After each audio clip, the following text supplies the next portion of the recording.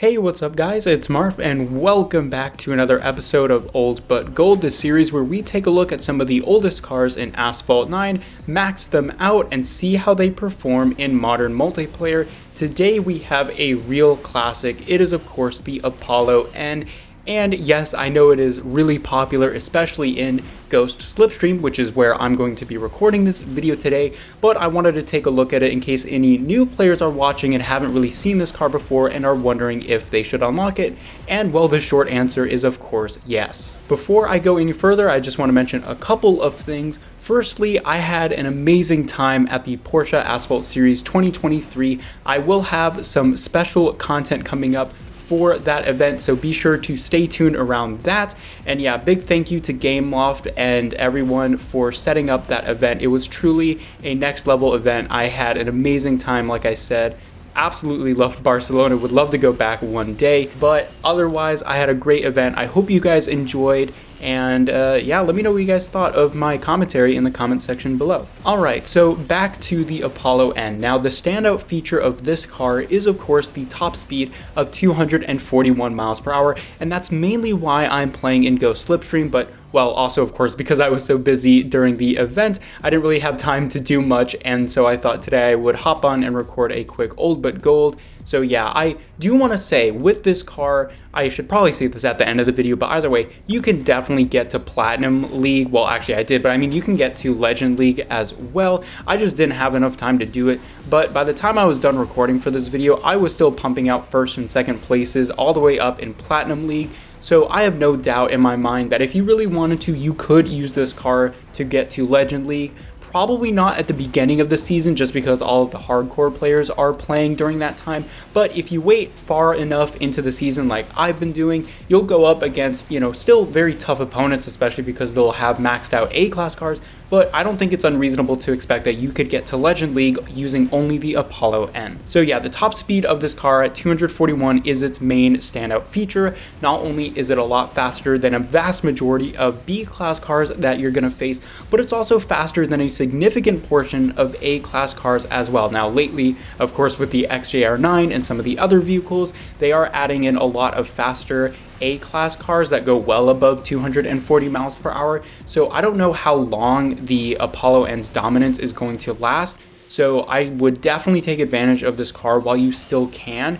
I mean, for the most part, I still think you're going to be good, especially, of course, in Gold League. I mean, this is still going to be one of the best top speed cars in Gold League for a pretty long time, I can imagine, but its viability in Platinum League will diminish over time for sure. Pretty much every other stat would just be described as mediocre, in my opinion. It's nothing that will make you frustrated. I think the only thing you have to really be concerned about is the handling. Now, I wouldn't say concern, more or less just be aware of its handling. You have to take some corners differently just because the car is a bit wider and slower than, well, not only every other B-class car. Of course, you got the Corvette and Huracan that'll go circles around this car in terms of the handling, but of course the A-class cars are a bit better in handling once you get to the top of A-class. So just keep that in mind. The acceleration at just above 80 is decent. It's not anything close to some of the other B-class rockets that just excel to their max top speed very quickly. However, it's also not as slow as something like the McLaren F1, so you don't really have to worry too much about it. I wouldn't depend on this stat in classic multiplayer, but in Ghost Slipstream, because of how much you're in Shockwave, it doesn't make too much of a difference because once you're at your top speed, even though you might reach it later than some of the other B-class cars, it's going to go so much quicker at the top speed that you will pass them once you get to your top speed. Nitro efficiency is another stat that is okay for its class. I wouldn't really say that it is good, but I also wouldn't say that it's terrible.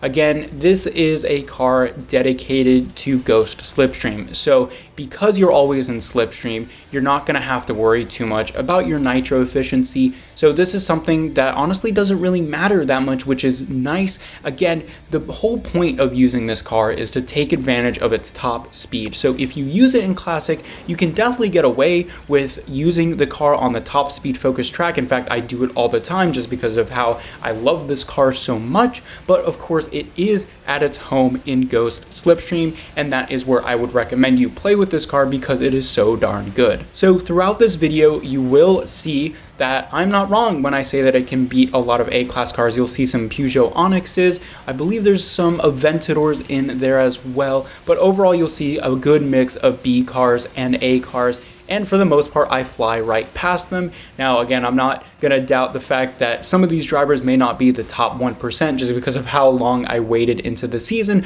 But the point is that if you're a skilled driver, you can take advantage of the Apollo N's top speed, and you will do very well in Platinum League in general. All right, guys, so I know this was a bit of a shorter video. I don't have that much time as soon as the Barcelona event ended, I had to go to Florida for a couple of things.